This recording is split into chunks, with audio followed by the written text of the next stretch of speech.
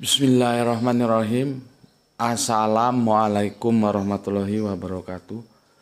Ashadu an la ilaha illallah, ashadu anna Muhammad Rasulullah. Allahumma sholli ala sayyidina Muhammad wa ala ali sayyidina Muhammad. Kama sholaita ala sayyidina Ibrahim wa ala ali sayyidina Ibrahim. Bil alamina innaka hamidum majid. Sebelumnya kita panjatkan dahulu doa kepada Gusti Allah Agung untuk saudara-saudara kita yang telah bermurah hati memberikan sholawatnya kepada channel dakwah ini, sehingga channel ini dapat dengan eksis hadir dalam ruang-ruang diskusi kalian semuanya dimanapun kalian berada. Tentu dengan sebuah harapan, insya Allah sholawat itu menjadi catatan langit amal soleh bagi mereka dan keluarganya kelak, dan insya Allah akan terbalaskan dengan balasan yang lebih baik lagi. Kemudian untuk seluruh viewer terkasihku dimanapun kalian berada, di mancanegara, di dalam negeri, aku ucapkan terima kasih atas apresiasinya ya. Semoga selalu always dan tidak pernah never, tetaplah bertumbuh menjadi pribadi yang anti skip dan anti download ya. Bagi yang berkenan silakan saja di share, tapi linknya ya, linknya jangan diunduh, dipotong-potong lalu diunggah ulang ya. Berikutnya seluruhnya aku nggak bisa sebutkan satu persatu kalian semuanya. Aku ucapkan terima kasih, kebaikan doanya untukku dan keluarga, dan semoga kebaikan doa itu juga tercurahkan bagi yang mendoakan. Amin amin ya robbal alamin. Oke, suasana masih dingin meskipun duha mulai dihiasi oleh senyumnya matahari pagi ya, tapi suasananya masih terasa dingin. Pakai jaket ini. Sesuatu yang kita kaji itu biasanya tidak sesuai dengan rencana, tapi nggak apa-apa, kita mengalir aja bagaimana polanya ya. Jadi nggak usah terlalu birokrasi ya, gimana enaknya aja. Seperti kemarin, tajuk yang kita kaji adalah Waraqah bin Naufal yang mengenalkan itu Jibril kepada Kanjeng Nabi ya. Itu maunya sih dibikin satu seri aja selesai, tetapi melihat fenomenanya dia menjadi perlu untuk 2 seri, maka sekarang kita lanjutkan ke seri yang kedua. Jadi mengalir saja ya. Jadi di situ sudah jelas sekali tuduhan kafir goblok itu sudah bisa kita jelaskan ya. Kanjeng Nabi Muhammad itu tidak tahu kalau itu Jibril. Tapi kan aku sudah bilang ya, karakter-karakter yang seperti ini itu ya, apologet kelas comberan ya, yang nggak tahu gobloknya minta ampun tuh nggak tahu. Makanya kalian juga jangan goblok, pelajari dua-duanya, pelajari Islam, pelajari Kristen, pelajari Yahudi kalau bisa. Ya, supaya kita ngerti, bukan untuk saling menyerang, bukan, untuk saling memahami. Dalam kerangka berpikir akademis itu ya salah, benar ya benar gitu loh. Ya. Di sana nanti akan terjadi silaturahmi, persaudaraan. Masalah nanti iman tuh urusan masing-masing. Gitu. Ya, itu urusan masing-masing.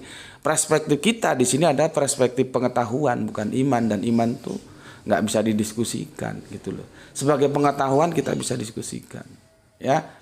Dan karakter apologet kelas comberan ini ya, seperti yang aku bilang tadi, kalau dia tidak bisa menjawab, dia berusaha remis.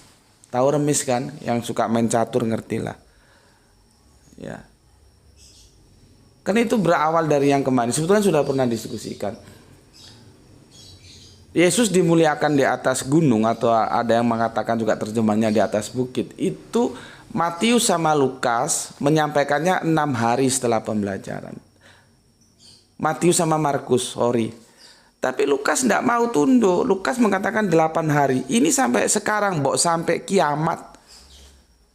Ya, kiamat yang dipahami publik, kalau kita memahami kan sa'ah. Sampai hancurnya bumi langit pun nggak bisa dirukunkan, berarti ada masalah. Cuman kan dia tidak mau ke situ karena dia tahu itu sesuatu yang nggak mampu dirukunkan. Jangankan dia, yang pakar Alkitab ngomong, pakar perjanjian baru lah, nggak bisa, karena itu kuantitatif. Yang kuantitatif itu lebih rumit dirukunkan. Kalau yang kualitatif masih mending lah, tinggal pinter-pinteran ngomong aja. Bawa aja kerana filsafat. Di sana masih ada kans untuk ngelak. Tapi kalau sudah exactly kuantitatif itu tidak bisa. Karena orang apapun dia pendidikannya, 6 dan 8 itu tidak sama. Bagaimana Matius sama Markus bilang 6 hari, tapi Lukas ternyata bilang 8 hari. Itu tidak bisa. Tapi kan dia pura-pura budek aja. Ngelewes aja gitu. Coba itu direnungkan dulu, nanti diambil sikap. Ini sebetulnya kitab suci atau hadis. Begitu juga, dari mana Yakobus, Petrus, siapa lagi itu? Yakobus, ya. Petrus, siapa lagi? Yohanes, ya. Kok bisa tahu? Kok itu Elia? Kok itu Musa? Dari siapa? Orang Musa dan Elia juga nggak pernah memberitahu kalau dia itu Musa dan Elia. Sedangkan Paulus sama Yesus yang hidupnya 1 zaman aja nggak kenal kok. Ini 2 zaman, 1 perjanjian lama, 1 perjanjian baru. Kok tiba-tiba Musa, Elia? Memangnya kenal mereka? Gambarnya aja nggak ada kok. Coba itu direnungkan. Ya, tapi kan nggak pura-pura budi aja, budak-budak dikit. Lari ke hal-hal lain untuk berusaha remes. Ditanyakanlah, dari mana Muhammad tahu bahwa itu Jibril? Goblok gue, Muhammad nggak tahu. Dan sudah kita jelaskan kemarin, ya, sudah kita jelaskan. Kanjeng Nabi Muhammad itu tidak tahu, ya, tidak tahu. Tahunya dari siapa? Dari Waraqah bin Naufal. Kenapa Bunda Khadijah istri tercintanya membawa kepada sepupunya Naufal bin Waraqah? Karena Bunda Khadijah tahu untuk hal-hal yang seperti ini, yang expert, yang mempunyai kapasitas dan otoritas untuk menjelaskannya itu sosok-sosok seperti saudara sepupunya itu, Naufal, Waraqah bin Naufal. Maka diketemukannya. Ya. Sampai di sini si goblok itu tanya lagi. Ya, bagaimana orang Islam kok percaya bahwa Naufal, ya, Waraqah bin Naufal itu dia sendiri tidak hadir di Gua Hira. Loh. Itu kan sudah aku bilang kan. Jadi anjing itu begitu, dan kalian nggak perlu merasa asing. Oh anjing, kok anjing? Alkitab mengatakan begitu. Yesus mengatakan biarlah anak-anak dulu kenyang. Tapi mereka mengatakan, bukankah anjing itu memakan remah-remah dari meja tuannya? Jadi anjing itu istilahan yang familiar digunakan. Dalam Injil begitu, ya. Dalam Al-Quran juga begitu, cuman Al-Quran sedikit lebih halus. Dikasih tahu nggak dikasih tahu, dijulurkan lidahnya. Ya kita tahulah binatang yang suka menjulurkan lidahnya itu salah satunya apa? Ya anjing. Gitu. Dikasih tahu nggak ada kasih tahu. Sudah dijelaskan ini, bahwa ini direnungkan dulu. Enggak, lari ke sini. Nanti sini jadi lari ke sini lagi, gitu loh. Sekarang gini ya. Aku nggak akan jawab secara simplisit supaya lebih gampang dipahami lah ya, maklum lah ya, karena tidak semua kecerdasan otak itu memang sama ya. Jadi aku juga harus wise, harus memaklumi itu. Aku kasih cerita aja, ya, untuk menjawab bagaimana orang Muslim bisa percaya orang Waraqah, ya, bin Naufal aja tidak hadir di Gua Hira kok. Kalau kok itu Jibril bisa percaya sama omongannya Waraqah. Kadang-kadang kita bertanya, ini waras nggak sih yang tanya ini? Tapi ya nggak apa-apa lah ya. Kita anggap hiburan saja, ya. Kita anggap hiburan saja. Dan aku ingin kalian itu cerdas. Kalau ada pertanyaan-pertanyaan seperti ini bisa ngerti gitu loh ya. Ya anggap saja hiburan. Karena kalau orang waras rasionalitasnya itu ya nggak terlalu jatuh di bawah rata-rata. Ini nggak perlu dipertanyakan. Kan tadi sudah aku bilang, karena ya Bunda Khadijah tahu bahwa sepupunya ini expert dia dalam bidang itu. Ini ahli kitab. Bayangkan ramalannya aja terjadi bahwa Kanjeng Nabi Muhammad akan terusir dari daerahnya. Dia kan akhirnya hijrah dari Mekah ke Madinah. Gitu masih ya itulah ya. Jadi gayanya tuh begitu, budi ya, pura-pura budak dikit, terus mengalihkan pertanyaan ya, terus berusaha untuk remes, itu karakternya begitu. Makanya kalian sebagai Islam itu, subhanallah, Islam itu unggul ya, karena dia berbicara di atas kebenaran. Bukan yang asal-asal. Artinya setelah literasi dia bisa dipertanggungjawabkan, gitu loh. Karena apa? Dari sekian dinullah muaranya di sini, maka ini harus dipertahankan dari mulai Milata Abraham, Yahudi, Nasrani, yang kemudian menyeberang menjadi Kristen, itu sekarang Islam menjadi yang terakhir. Maka yang terakhir ini tumpuan pertaruhan, maka dia ya harus bisa mampu menjelaskan secara literasi. Cuman kalau kalian juga nggak belajar, ya pancet goblok, nggak bisa menjelaskan. Itulah perlunya Iqra. Makanya Kanjeng Nabi bilang Iqra gitu. Ya. Oke. Aku kasih gambaran gini aja lah sebelum nanti aku baca komen-komen dari kalian ya. Gini. Aku lupa ya, peristiwa bom Bali itu tahun berapa ya? Lupa aku ya. Nanti coba kalian cross check. Ya. Bom Bali kan ledakannya seperti itu. Ya. Setelah 2 atau 3 hari kemudian, pada waktu itu kita media lewat TV sama koran, belum ada Android seperti sekarang ya. Itu pakar yang orang Badan Tenaga Atom atau apa namanya, Badan Tenaga Atom Nasional. Jadi orang-orang yang berkecimpung di sana lah ya. Para pakar itu dulu, kalau kita kan dulu bacanya lewat koran ya, di sini ada salah satu koran terkenal dulu. Itu disimpulkan bahwa bahan peledakannya itu SIFO C4, dan itu memang high explosion, dan ditengarai yang punya itu cuma 4 negara, Amerika, Inggris, Prancis, satunya aku lupa, aku masih ingat dulu dijelaskan gitu. Masalahnya sekarang, apakah peledakan itu, nah ini agak berbicara teknis ini, dubbing atau murni peledakan yang tidak didubbing. Artinya ada memang sosok yang disangkakan teroris itu meledakkan, tapi ada ledakan lain juga. Karena bahan SIFO ini sulit dicari. Ya. Jadi bagaimana mereka yang tertuduh sebagai teroris itu bisa mendapatkan SIFO ini dari mana? Yang punya aja dunia cuma 4 negara. Itu seharusnya kalau dikembangkan secara berkelanjutan, negara kita ini bisa menjadi berwibawa di mata asing. Jadi jangan jadi korban kepentingan mereka. Kan sebetulnya kan teroris segala macam itu kan kita nggak ada urusan, itu urusan mereka, negara-negara yang mau menguasai dunia dengan aturannya. Kita nggak ada urusan sebetulnya, kita ini hanya menjadi imbas saja.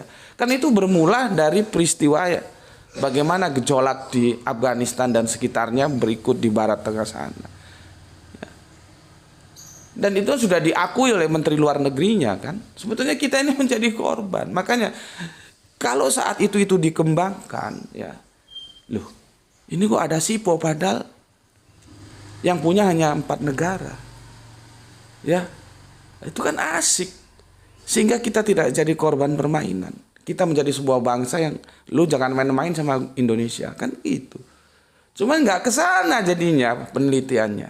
Ya, sebagaimana kita yakin bener nggak ini yang mereka tertuduh teroris itu punya SIFO. Kalau dia punya SIFO, dia dapatnya dari mana? Yang punya jelas cuma 4 negara. Ya, tapi kita tidak masuk ke hal-hal spionase seperti itulah ya. Itu ribet. Ya, tapi kalian jangan juga terlalu goblok, yang ngerti-ngerti dikit nggak apa-apa lah ya. Cuman intinya yang aku katakan, sebetulnya teroris-teroris itu muaranya ya ke negara adidaya, bukan masalah kita itu. Ya. Kita pokoknya hidup damai, saling menghormati, sandang pangan cukup, pendidikan mudah, kesehatan sudah.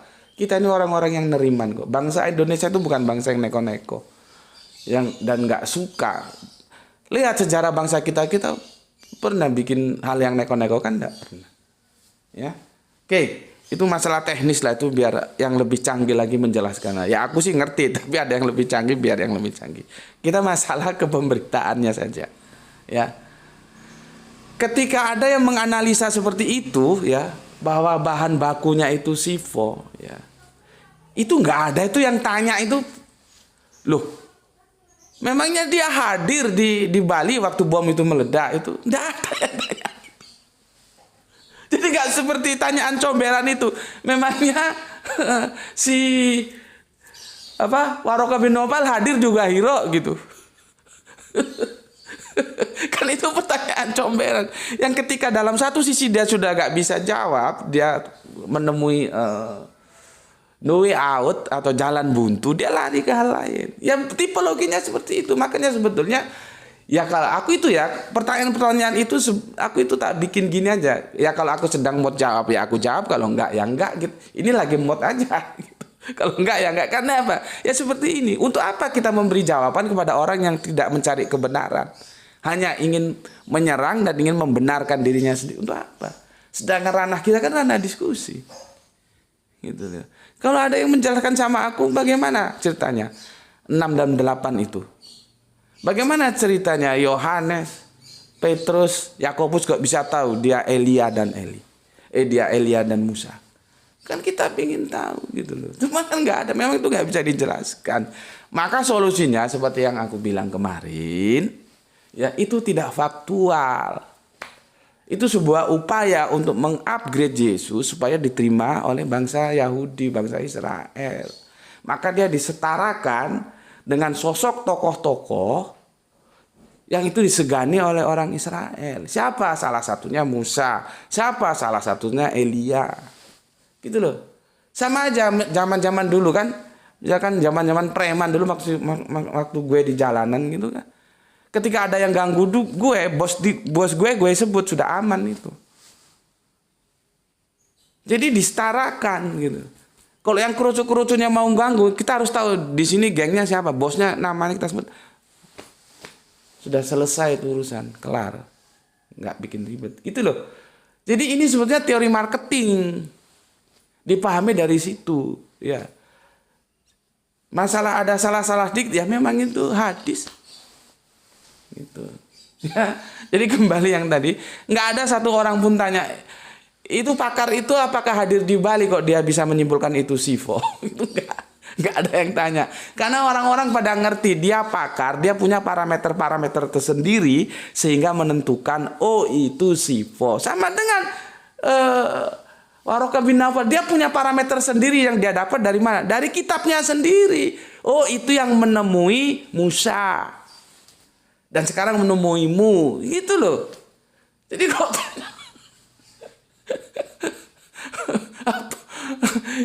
jadi gitu ya. Dia mempermasalahkan orang Islam. Orang Islam itu cerdas, bos. Enggak goblok. Ya. Gitu loh ya. Oke, sebelum kita lanjut, aku baca komen-komen yang masuk. Ya. Ini sebetulnya masalah ringan ya. Tinggal bagaimana kita makan ya. Banyak makan vitamin, banyak makan buah. Yang itu merangsang, men-trigger otak kita cerdas ya. Banyak membaca, banyak tahu berita, banyak. Seperti aku kenapa bisa menjelaskan lewat bom Bali? Karena dulu aku baca beritanya. Dan itu bisa aku gunakan untuk menjelaskan apa yang ditanya. Ya.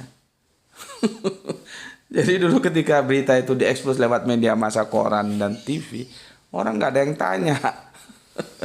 Memangnya pakarnya itu nongkrong sana di Bali waktu mau diledakkan, nggak ada yang tanya gitu. Seharusnya pertanyaan itu kembalikan ke dirinya sendiri.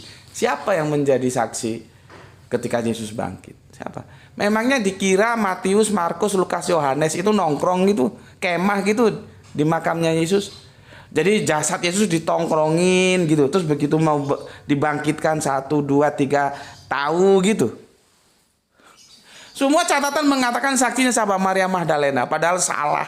Maria Magdalena itu datang, Yesus sudah di atas tanah, bukan di dalam tanah. Kan Yesus bilang, dia ada di perut bumi. Dan ketika Maria Magdalena pagi-pagi itu datang, Yesus itu sudah di atas bumi, bukan di perut bumi, bos. Jadi intinya apa? Tidak ada saksi. Terus bagaimana? Ya sudah, terima saja. Oh, gimana lagi orang teksnya bilang begitu? Artinya ilmiah ya? Nggak ilmiah memang. Tapi kalau teksnya seperti itu, terima saja gitu loh. Kan aku sudah ingatkan berkali-kali, hati-hati kalau nuntut saksi. Hati dituntut balik. Nggak ngerti. Jadi kesimpulannya, nggak ada saksinya kalau Yesus itu bangkit. Masalah kita menjadi bertanya, bangkit bener nggak sih? Mati bener nggak sih ketika dimasuk ke makam itu? Karena ruangan pekuburan Yahudi itu kan ada ruang yang di sana masih ada oksigen bisa tertampung. Yang paling tahu itu sebetulnya siapa? Yusuf Arimatea. Karena dia yang mengambil jasad itu. Apakah jasad itu sebetulnya masih hidup atau sudah mati, itu Yusuf Arimatea. Dan Yusuf itu secerdas-cerdasnya orang. Gak mungkin dia ekspos sehingga Romawi tahu, Yahudi tahu ini Yesus belum mati. Gak mungkin. Makanya dengar pemberitaan, konfirmasi 600 tahun kemudian dikatakan bukan Yesus yang disalib. Itu loh. Ya. Oke, aku bacakan dari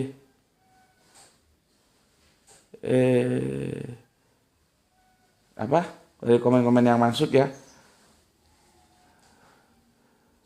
Warokoh bin Naufal ya. Ini seri kedua ya. Pertama dari Kang Rio Aka, ini junior ya, semoga betah di sini. Jaksel hadir Guske, matur thank you, terima kasih, salam Isra untukmu. Dilanjut dari Soleha kita Gispati, alhamdulillah nyimak Tuan Guru. Semoga kita semua selalu dalam ridho Gusti Allah yang Maha Agung. Salam Isra dari Palu, amin, terima kasih. Kemudian Abah kita, Abah Komarudin, assalamualaikum, waalaikumsalam warahmatullahi wabarakatuh. Bandung hadir anti skip anti download, semoga GM diberi rezeki yang barokah dan keberuntungan yang toiban dari yang Maha Agung Allah Subhanahu wa taala. Amin. Ya Allah, kabulkanlah doa ini. Amin. Tak ada yang dapat memberi taufik dan hidayah kecuali Engkau ya Allah. Amin. Amin Allah ya rabbal alamin. Salam Isra, matur nuwun, atur nuwun.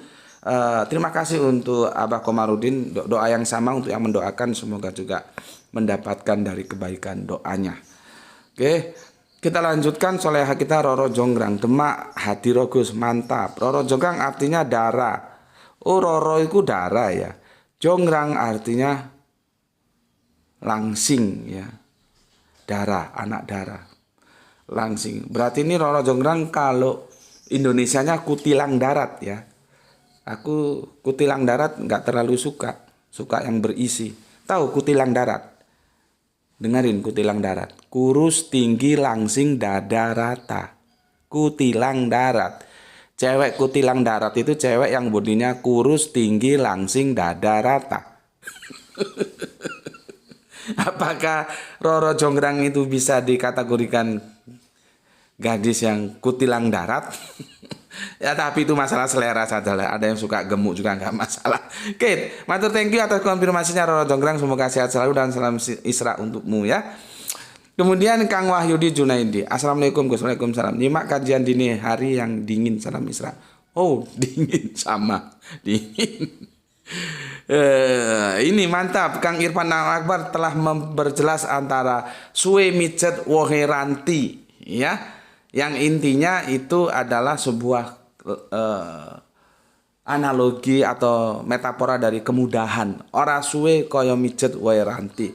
Itu dengan canggih, dengan excellent, Kang Mas Irfan Akbar memang dia kompeten ya dalam hal-hal begini. Makanya kalau yang kompeten itu hal-hal yang tertentu aku serahkan ahlinya saja biar menjelaskan gitu. Nah, ini dijelaskan ya tentang suwe mijet wae ranti. Buah tomat yang kecil itu ya. Oke, matur nuwun Kang Irfan Akbar atas deskripsinya. Semoga sehat selalu, semoga kerjanya juga selalu dalam lindungan Gusti Allah Agung sehingga kecelakaan kerja bisa menjadi 0. Kita lanjutkan soleha kita hari ini. Dia menukil siapa itu Naufal bin Waraqah adalah sosok yang sangat disegani ya. Terima kasih datanya. Kita lanjut. Rafa Sahbana Banjarmasin hadir, salam Isra juga. Semoga Gus selalu sehat, amin. Terus belajar dari kajian Gus Muti. Mantap, banyak belajar ya. Kemudian Kang Hermana Natawijaya Turnuhun. Kang Ajuanto Anto assalamualaikum Cirebon hadir Gus, waalaikumsalam, salam Isra.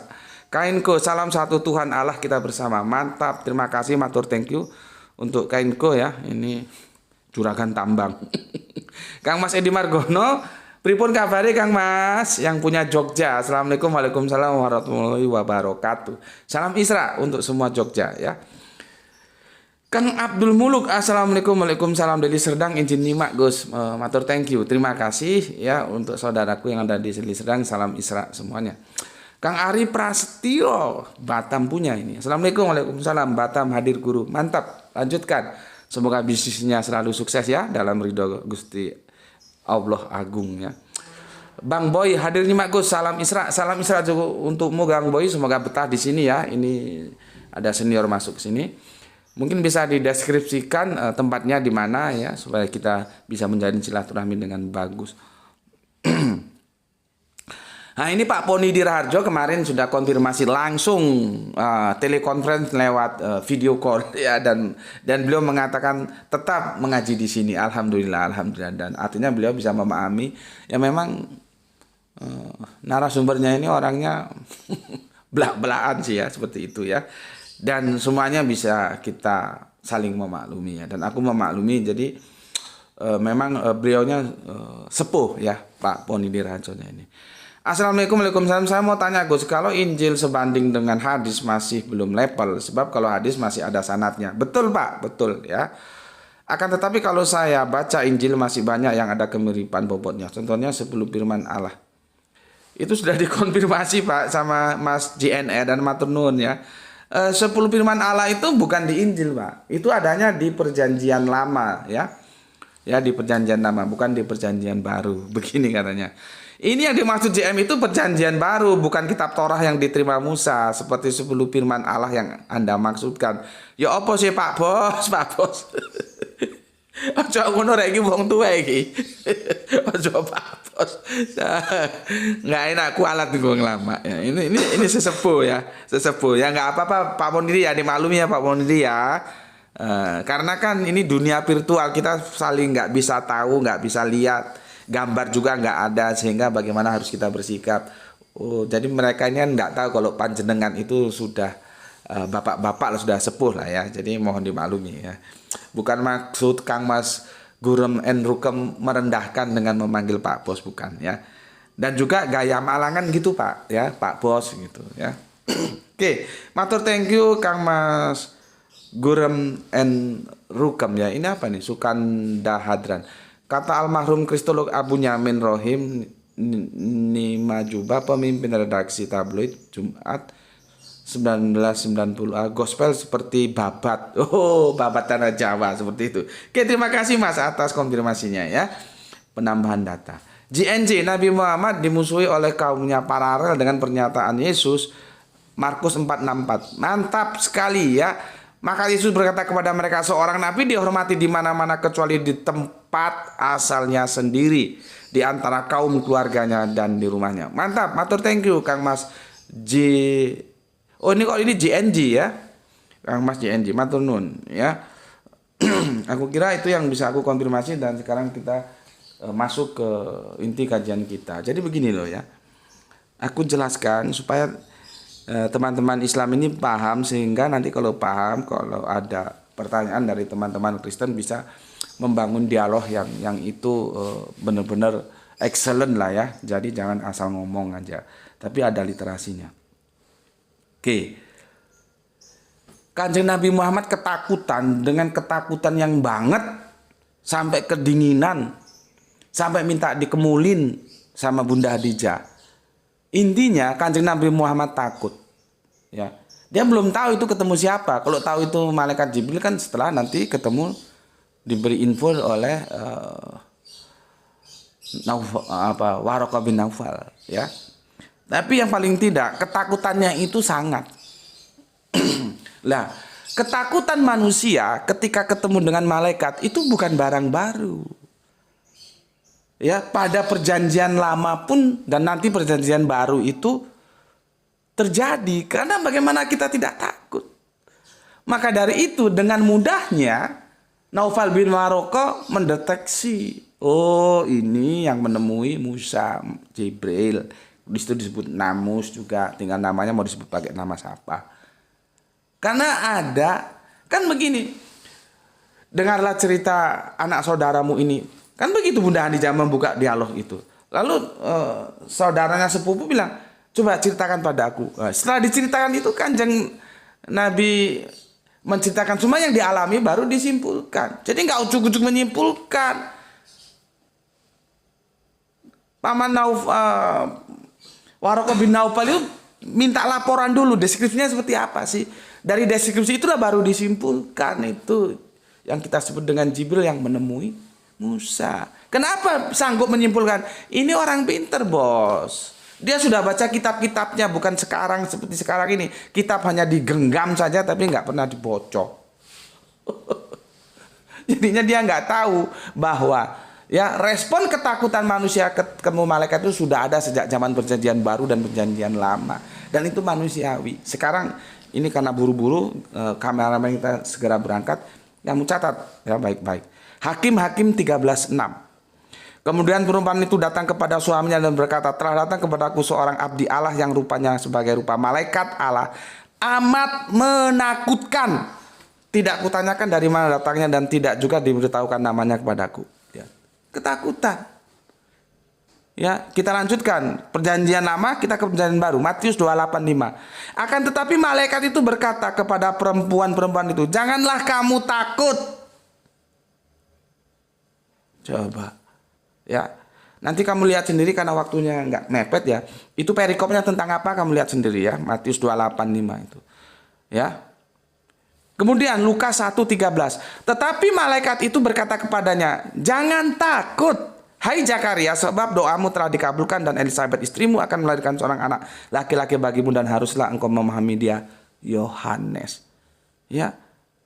Lukas 1:13 sudah, sekarang kita Lukas 1:30. Kata malaikat itu kepadanya, jangan takut hai Maria, sebab engkau beroleh kasih karunia dari hadapan Allah.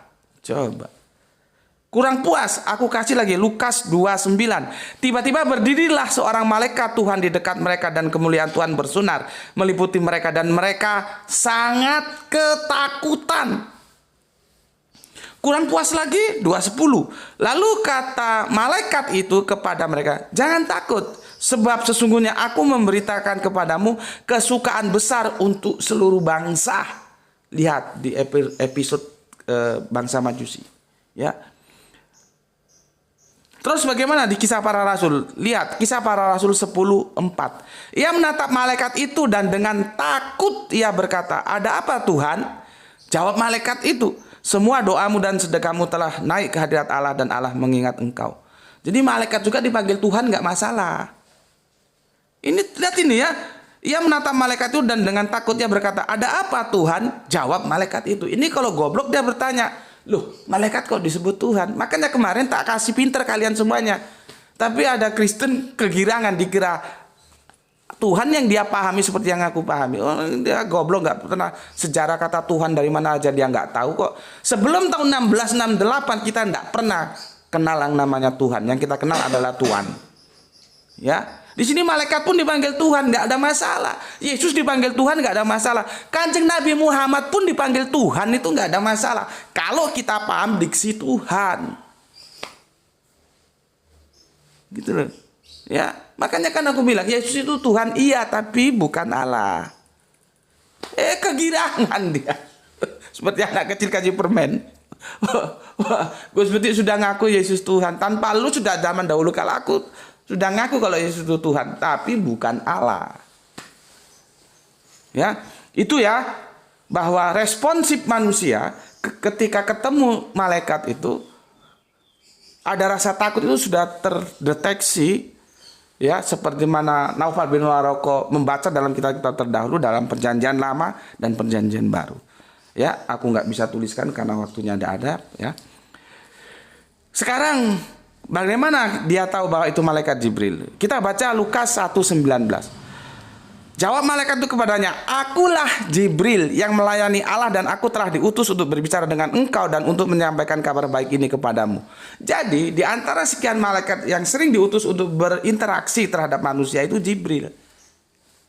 Nanti ada yang satu lagi yang sama-sama kita takut. Siapa? Israel.